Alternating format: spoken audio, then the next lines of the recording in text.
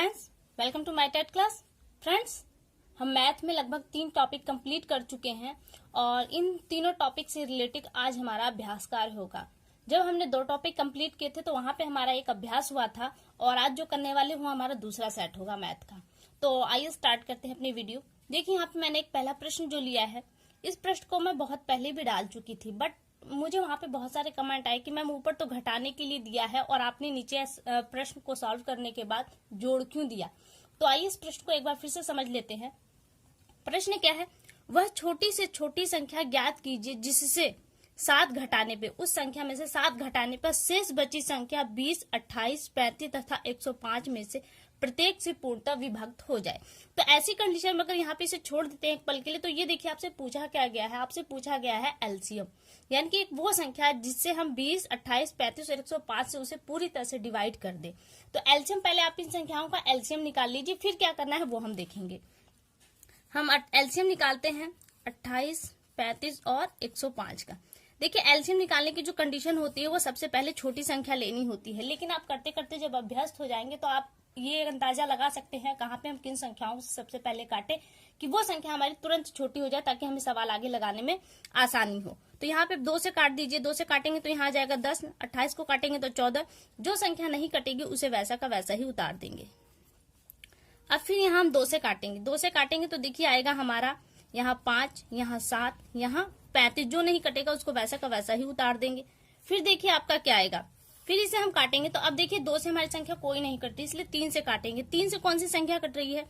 5 नहीं कटेगी, 7 नहीं कटेगी और 35 भी नहीं कटेगी। 105 को हम काटेंगे तो हमारा सीधे ये 35 आएगा। ये देखिए, अब 3 से भी कोई संख्या नहीं डिवाइड है, तो आप क्या करेंगे, आप इसे 5 से काटेंगे। 5 से काट दीजिए, 5 से ये कट गया, 7 नहीं कटेगा तो वैसा ही उतार देंगे और यहाँ भी 7 आएगा। 5 7 35, 5 7 35। अब हम 7 से काटेंगे तो यहाँ सब जगह आपका 1 आ गया। देखिए, हर कंडीशन में हमको यहाँ पे 1 ही लाना है और 1 आपका आ चुका है। अब आप क्या करेंगे, देखिए इसका गुणा कर दीजिए। 2 गुणित्ते 2 गुणित्ते 3 गुणित्ते 5 गुणित्ते 7, यहाँ पे 2 रहेगा। 2 दूनी 4, 4 तिहैया 12, 12 पंजे 60, अच्छा सत्ते 42 और 60 का 0। देखिए ये आपकी वो संख्या है जिससे 20, 28, 35 और 105 जिससे पूरी तरह से काटेगी। लेकिन हमसे कह रहा है कि एक ऐसी संख्या जिसमें से 7 घटाने पर आपको वो संख्या प्राप्त हो और वो इन सभी संख्याओं से पूरी तरह से डिवाइड हो। अगर हम इसी को देखें तो ये तो पूरी तरह से डिवाइड हो जा रही है। अगर हम इसमें से 7 घटा देते हैं तो जो संख्या प्राप्त होगी वो तो आपकी 28 और 35 से 105 से कटने वाली है ही नहीं। तो आप क्या करेंगे, तो आप इसी संख्या में 7 को जोड़ दीजिए। जितना यहाँ पे कहा है घटाने के लिए उतना जोड़ दीजिए। जोड़ने के बाद देखिए आपको मिलेगा 427। अब 427 वो संख्या है जिसमें से आप 7 को घटा देंगे और जो बचेगा वो आपका 20, 28, 35 और 105 से पूरी तरह से डिवाइड होगा। क्या आएगा, 7 घटाने पे आपको पिना फिर 420 ही मिलेगा और 420 क्या है आपका इन संख्याओं से पूरी तरह से डिवाइड होने वाली संख्या है। तो आपका आंसर ये हो गया 427। तो उम्मीद करती हूँ कि ये प्रश्न समझ में आ चुका होगा। अब देखिए दूसरा प्रश्न देख लेते हैं हम।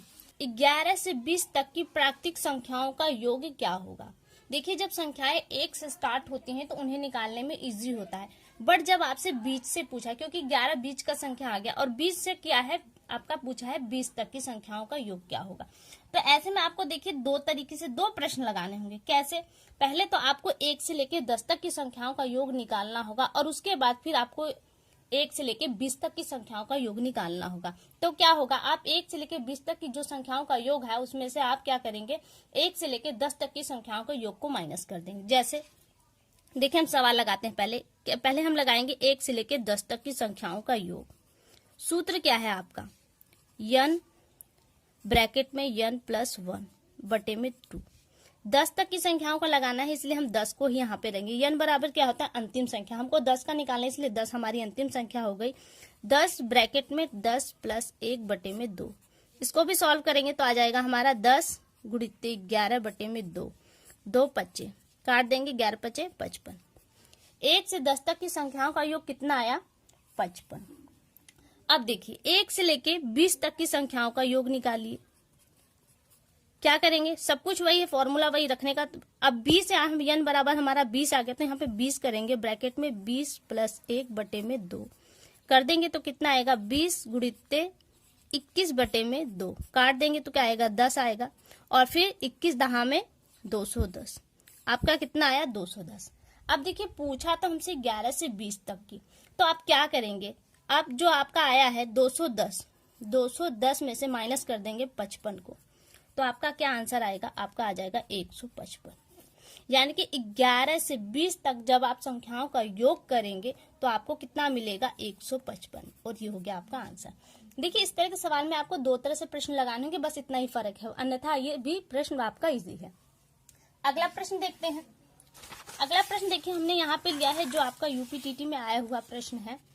यहाँ पे प्रश्न है आपका 1/2, 1 से 1/2 प्लस 11 से 1/2 और प्लस 111 बटे में 1/2 प्लस 1111 सही 1/2 को जोड़ना है आपको, और यह 2018 के यूपी के पेपर में आया हुआ प्रश्न है। देखिए क्या करेंगे, ये जो सही जिसे हम बोलते हैं 1 से 1/2, जो ये सही शब्द अंक है, ये अपने आप में पूर्ण संख्या होती है, बहुत इजी है। देखिए अगर संख्याएं अलग अलग होती तो हमको एलसीएम विधि यूज करनी होती, लेकिन यहाँ पे संख्याएं सेम टू सेम एक ही तरीके से आप क्या करेंगे, जो आपके जो हम सही वाला शब्द हम यूज करते हैं कि 1 सही 11 सही 111 सही, आप इनको इन संख्याओं को एक साथ पहले जोड़ दीजिए, और बचता क्या है इसका आधा, इसका आधा, 1/2 का मतलब आधा है, इसका आधा, तो इस दोनों आधे को हम जोड़ देंगे तो ये 1 हो जाएगा, इस आधे को इस आधे को जोड़ देंगे तो 1 हो जाएगा। अब देखिए क्या करेंगे, इसका 1, इसका 11, इसका 111 और इसका 1111,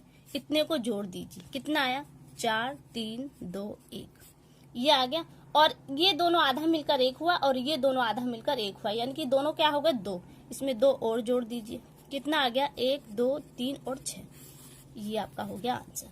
एलसीएम फैल्सियम लगाने की जरूरत ही नहीं है, एकदम सिंपल तरीके से आपका निकल गया। उम्मीद करती हूँ समझ में आया होगा। अब अगला प्रश्न देखते हैं हम। अगला प्रश्न भिन्नों का गुणे से आ गया। वो ऊपर जो संख्या है देखिए, जो ये प्रश्न था ये भिन्नों का योग से ही था। अगर संख्याएं अलग होती तो आपको एलसीएम ही लेना पड़ता, लेकिन संख्याएं सेम होने की वजह से आपको एलसीएम नहीं लेना पड़ा, आपने इतनी सिंपल तरीके से इस प्रश्न को सॉल्व कर लिया। अब देखिए यहाँ पे हम देखते हैं भिन्नों का गुणा है। अब क्या करें, देखिए यहाँ पे मिश्र भिन्न में दिया, हमने कहा था जब भी आपसे मिश्र भिन्न में देगा उसे आप साधारण भिन्न में कन्वर्ट करेंगे।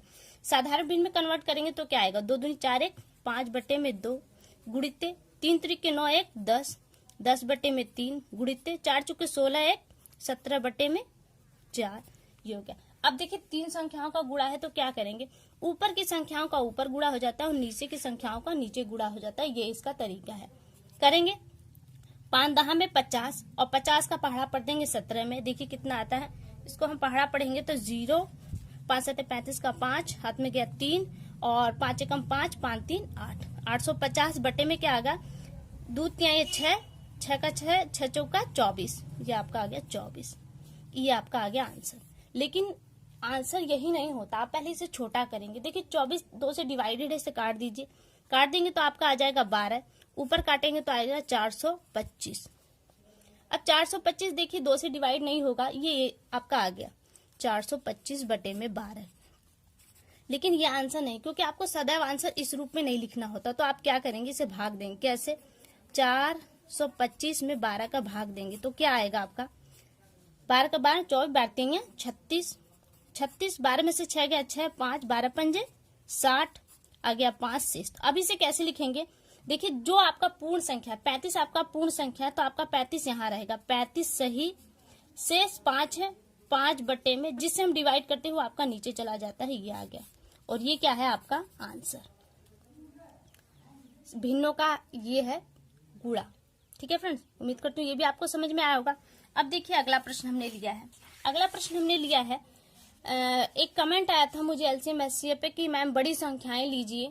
देखिए आपका जिस तरह का पेपर है उसी लेवल का एग्जाम भी आएगा, बहुत ज्यादा टफ नहीं आने वाला, बट मैंने यहाँ पे एक छोटा सा एग्जाम्पल भी ले लिया है।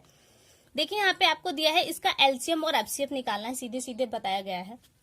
आप क्या करेंगे, देखिए हर तीनों संख्याओं में 0 लगी हुई है, इस 0 काट दीजिए, इस 0 काट दीजिए, इस 0 का काट दीजिए। इस 0 को हम फाइनली लास्ट में यूज करेंगे, इसे हम इग्नोर कर रहे हैं। अभी बचा क्या हमारे पास, 20 25 और 30, यही संख्या बची, इसका हम एलसीएम लेंगे, क्योंकि एलसीएम और एफसीएफ हमको दोनों लेना है। देखिए दोनों लेने का जो तरीका आता है वो भी आप यहीं से समझते चलिए। एलसीएम लेने के लिए हमको सबसे पहले दो संख्या से काटनी होती है, छोटी संख्या से, दो से नहीं। और एफसीएफ के लिए हमको ऐसी संख्या का चुनाव करता है जिससे ये तीनों संख्याएं कटे। तो आप पहले एफसीएफ के देख लीजिए, एचसीएफ की नजर से देखिए, हमको ऐसी संख्या का चुनाव करना है जिससे तीनों संख्याएं कटे। तो 5 एक ऐसी संख्या है जो तीनों काट रही है। 5 चौका 20, 5 25 25, 5 छक्के 30। अब देखिए इसे कोई संख्या नहीं काटेगी, तो यहाँ पे आपका एचसीएफ क्या आया, इन संख्याओं का आया 5। अभी हमारा 0 बाकी है, उसका भी खेल के देखेंगे।